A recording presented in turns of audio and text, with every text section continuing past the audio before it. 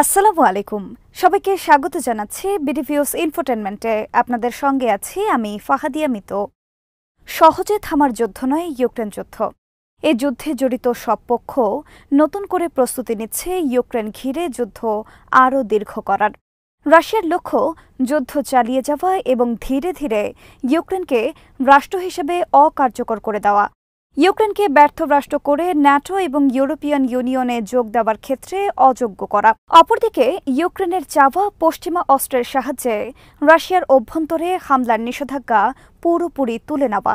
এক্ষেত্রে জেলেনস্কি প্রশাসন ইতোমধ্যে কিছুটা সফল হয়েছে, কিন্তু যুক্তরাষ্ট্রে আগামী নির্বাচনে যদি ট্রাম্প বিজয়ী হন তাহলে পাল্টে যাবে সব হিসাব নিকাশ। বিস্তারিত থাকছে মেহেদী হাসানের প্রতিবেদনে।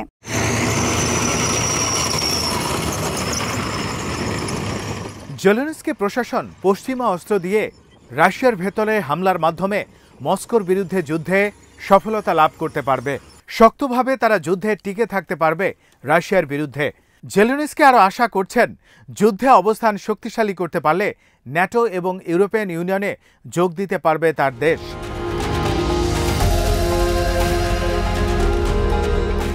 তবে বিশ্লেষকদের মতে ইউক্রেন যুদ্ধ দীর্ঘস্থায়ী হবে কিনা তা নির্ভর করছে আগামী জানুয়ারি মাসে হোয়াইট হাউসের দায়িত্বে কে আসে তার ওপর। কারণ ট্রাম্প বলেছেন তিনি বিজয়ী হলে হোয়াইট হাউসে প্রবেশের আগেই ইউক্রেন যুদ্ধ বন্ধ করে দেবেন।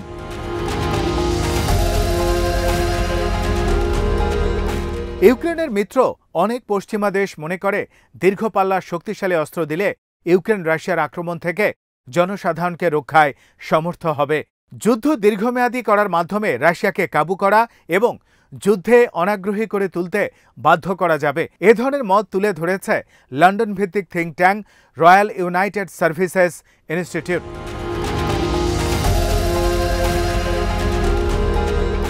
ইউক্রেন যুদ্ধে যুক্তরাষ্ট্রের প্রধান লক্ষ্য ছিল এই যুদ্ধের মাধ্যমে রাশিয়ার কোমর ভেঙে দেয়া, রাশিয়ার অর্থনীতি ধ্বংস করা এবং রাশিয়ার আর্মির মেরুদণ্ড ভেঙে ফেলা।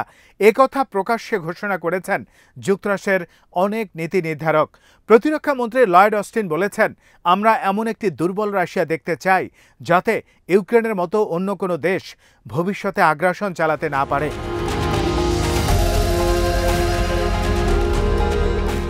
কিন্তু যুক্তরাষ্ট্র সহ পশ্চিমারা শত শত বিলিয়ন ডলার ব্যয় করেও এখন পর্যন্ত সফলতার মুখ দেখতে পারেনি, বরং ইউক্রেন এখন পরিণত হয়েছে তাদের জন্য একটি বড় বোঝায়। রাশিয়ার অর্থনীতি এবং রাশিয়ান আর্মি বহাল তবিয়তে টিকে রয়েছে।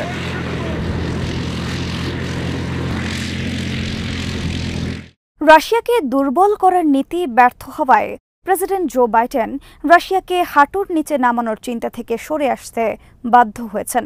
তিনি মনে করেন এতে বেপরোয়া পুতিন পারমাণবিক হামলা চালাতে পারে, বিশ্বকে আরও বেশি বিশৃঙ্খলার দিকে ধাবিত করতে পারেন।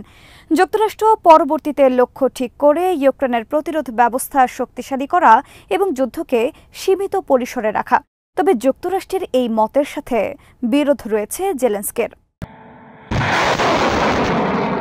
গত এপ্রিলে জেলেনস্কি বলেছেন তারা রাশিয়ার বিরুদ্ধে আবারও কাউন্টার অফেন্সিভ অ্যাটাক শুরু করতে চায়, রাশিয়ার অভ্যন্তরে হামলা চালাতে চায়। জেলেনস্কি বলেছেন আর কোনো বিকল্প নেই, কাউন্টার অফেন্সিভে ইউক্রেন জয়লাভ করবে বলে জোর গলায় দাবি করেন জেলেনস্কি। যদিও এর আগে চূড়ান্ত রূপে ব্যর্থ হয়েছে পরপর দুটি কাউন্টার অফেন্সিভ অ্যাটাক।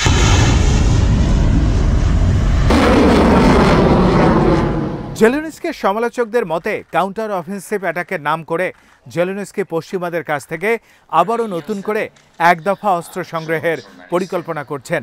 জেলেনস্কি ইউরোপের বিভিন্ন দেশের বিরুদ্ধে সমালোচনা করেছেন পর্যাপ্ত অস্ত্র না দেওয়ার জন্য।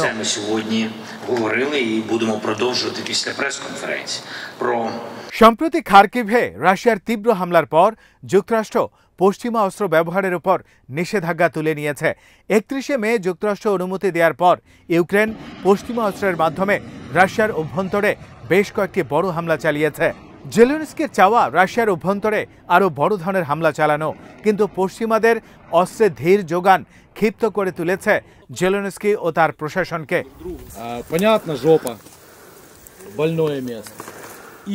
ইউক্রেন নিয়ে একই সাথে চলছে পশ্চিমাদের বিরুদ্ধে রাশিয়ার নতুন ঠান্ডা লড়াই। পুতিন সচেষ্ট হয়েছেন তার মিত্র দেশগুলোর সাথে সম্পর্ক জোরদার করার বিষয়ে।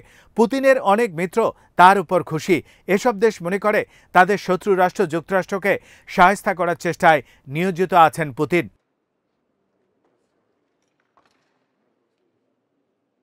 4 জুলাই পুতিন যোগ দেন কাজাখস্তানে সাংহাই কোঅপারেশন অর্গানাইজেশন আয়োজিত 10 জাতির শীর্ষ সম্মেলনে। এখানে তিনি মিলিত হন চীনা নেতা ও তার ঘনিষ্ঠ বন্ধু শি জিনপিংয়ের সাথে। পুতিন এই সম্মেলনে পশ্চিমা চ্যালেঞ্জ আর ষড়যন্ত্র মোকাবেলায় সবাইকে ঐক্যবদ্ধ হওয়ার আহ্বান জানান। সম্মেলন উপলক্ষে চীনা বার্তা সংস্থা সিনহুয়ার খবরে বলা হয়েছে, মস্কো বেইজিং একত্রে কাজ করে যাচ্ছে পশ্চিমা চাপ মোকাবেলায়। Мы просто действуем в интересах наших народов. ইউক্রেন যুদ্ধে সরাসরি লাভবান হয়েছে চীন। ইউক্রেন যুদ্ধের পর রাশিয়ার সাথে চীনের বাণিজ্য দ্বিগুণ বৃদ্ধি পেয়েছে। ভারতের মতো চীনও রাশিয়ার থেকে সস্তায় বিপুল পরিমাণ জ্বালানি তেল আমদানি করেছে। কম দামে দীর্ঘমেয়াদে জ্বালানি আমদানির চুক্তি করেছে রাশিয়ার সাথে। তবে পশ্চিমা অবরোধ এড়াতে ইউক্রেন যুদ্ধে রাশিয়াকে সমর্থন নিয়ে বরাবর সতর্কতা অবলম্বন করেছে বেইজিং।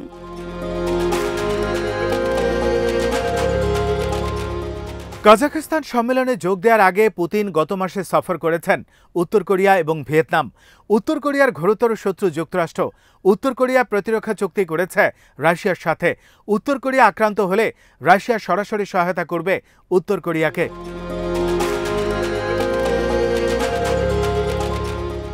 উত্তর কোরিয়াকে অস্ত্র প্রযুক্তি দেওয়ার বিনিময়ে উত্তর কোরিয়া রকেট দেবে রাশিয়াকে।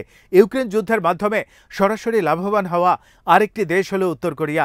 উত্তর কোরিয়া তার মজুদে থাকা বিপুল পরিমাণ রকেট সরবরাহ করেছে রাশিয়াকে।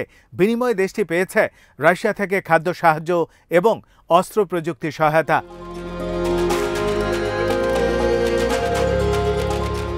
ইউক্রেন যুদ্ধের মাধ্যমে ইরানও ব্যাপকভাবে লাভবান হয়েছে। ইরান বিপুল পরিমাণ আত্মঘাতী ড্রোন সহ বিভিন্ন ধরনের অস্ত্র দিয়েছে রাশিয়াকে। ইউক্রেন যুদ্ধের ফলে যুক্তরাষ্ট্রের অনেক শত্রু দেশ রাশিয়ামুখী হয়েছে।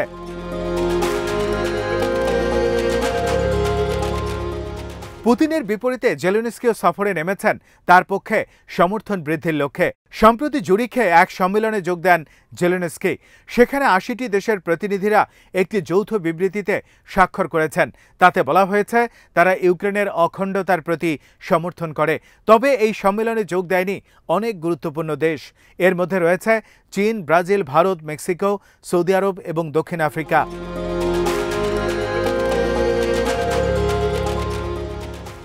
ইউক্রেনের কিছু পশ্চিমা মিত্র অঙ্গীকার করেছে ইউক্রেনকে তারা যুদ্ধ বিমান দেবে। যুক্তরাষ্ট্র, ব্রিটেন, ফ্রান্স এবং ইউক্রেন সীমান্তে অবস্থিত পোল্যান্ড, লিথুয়ানিয়া, এস্তোনিয়া, লাটভিয়া সহ কয়েকটি দেশ ইউক্রেনকে যুদ্ধবিমান সহ অন্যান্য অস্ত্র সহায়তা অব্যাহত রাখবে।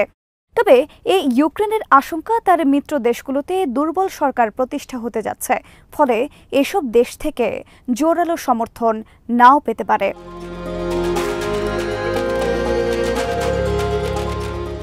ফ্রান্সে দুর্বল হতে যাচ্ছে ম্যাক্রো সরকার। ব্রিটেনে বিদায় নিয়েছে জেলেনস্কিপন্থী বরিস জনসন, লিজ ট্রাস ও ঋষি সুনাকের নেতৃত্বাধীন কনজারভেটিভ সরকার।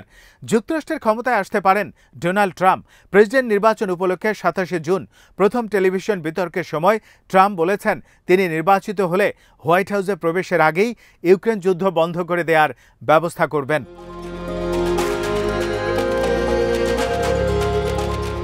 ট্রাম্প বলেছেন ইউক্রেন যুদ্ধের জন্য দায়ী যুক্তরাষ্ট্রের নেতৃত্বে ন্যাটোর সম্প্রসারণ নীতি। ট্রাম্প কোনো রাগঢাক না করে বলেছেন যুক্তরাষ্ট্র আর ইউক্রেন মিলে পুতিনকে বাধ্য করেছে ইউক্রেনে হামলা করতে। বাইডেনের মুখের উপর ট্রাম্প বলেছেন যুক্তরাষ্ট্রে একজন উপযুক্ত প্রেসিডেন্ট থাকলে রাশিয়া ইউক্রেনে হামলা চালাতো না।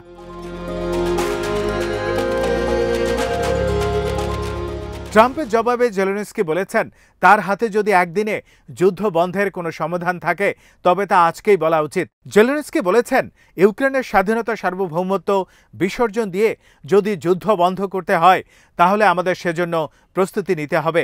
তবে জেলেনস্কির এসব বাগাড়ম্বর সত্যি বন্ধ হয়ে যেতে পারে ট্রাম্প ক্ষমতায় আসলে, কারণ যুক্তরাষ্ট্র যদি অস্ত্র দেয়া বন্ধ করে দেয় তাহলে জেলেনস্কি কোন দরজা দিয়ে কোথায় পালাবেন তার সিদ্ধান্ত নিতে এক মুহূর্তে দেরি হওয়ার কথা নয়। ইতিহাসে তিনি দায়ী হতে পারেন ইউক্রেন ধ্বংসের একজন পশ্চিমা কৃতদাস আর খলনায়ক হিসেবে।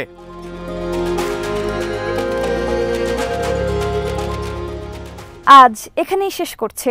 সমরাষ্ট্র, প্রতিরক্ষা ও কূটনীতির নানা তথ্য জানতে চোখ রাখুন বিডিফিউজ ইনফোটেনমেন্টে। চ্যানেলটি ভালো লাগলে সাবস্ক্রাইব করুন, সংযুক্ত থাকুন আমাদের ফেসবুক পেজে। আল্লাহ হাফেজ।